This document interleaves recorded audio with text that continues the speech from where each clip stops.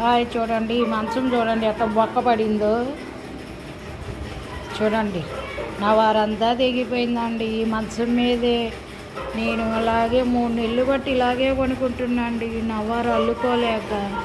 ఇప్పుడు డ్యూటీకి వెళ్ళి ఇప్పుడే వచ్చి నవారు తెచ్చుకున్నా, ఇప్పుడు అల్లుకుంటా చూడండి.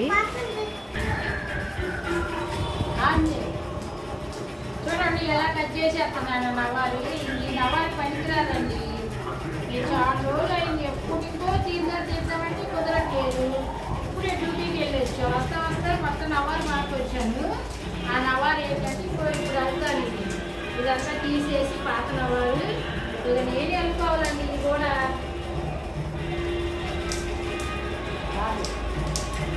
కట్ చేసేసాడు, అయిపోయింది. ఇదిగో చూడండి ఎలా వచ్చిందో, సాపలాగా వచ్చింది మొత్తం. చూడండి 700 పెట్టి అల్లి ఇచ్చామండి. ఇది ఓరికన్నా అవసరం పోయింది.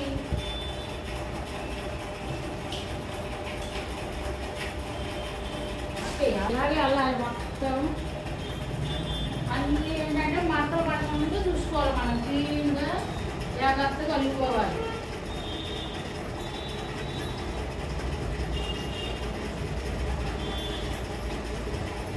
అంతేనండి, ఇలాగా లైన్ కలుపుకోవాలి.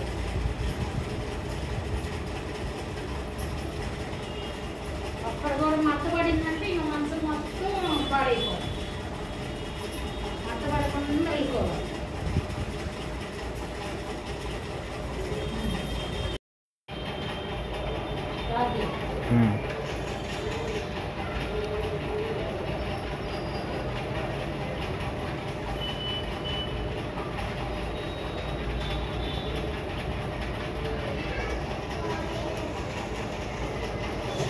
ఇలాగే అవ్వాలి. ఒకరన్నా మత పడిందనుకో, మత పడితే మళ్ళీ ఆ చిక్కు అస్సలు తీయలేము.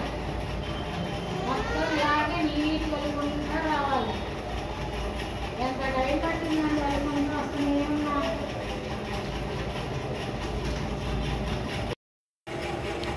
ఇదిగోండి అయిపోయింది, అల్లేసా మంచం. ఇక చూడండి అయిపోయింది.